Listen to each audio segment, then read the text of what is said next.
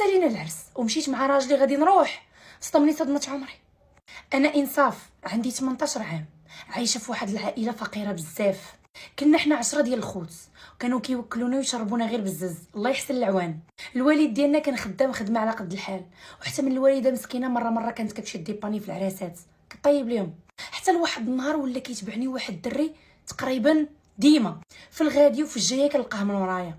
ما هي مره، ما هي جوج، ما هي ثلاثه، حتى النهار اللي غيمشي يهضر فيه مع بابا. مشى عنده قال ليه شوف اسيدي، انا راه بغيت نتناسب معاك في بنتك. الوالد هنا بقى كيطلع وينزل فيه. الدري كان لابس مزيان وبين عليه من العائله لاباس عليها. قال لي وليدي واين بنت فيهم بالسلامه، وصفني ليه.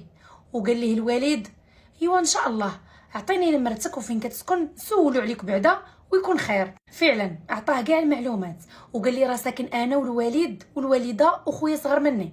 مشى الوالد سول عليهم ولقى كاع الناس كتشكرهم.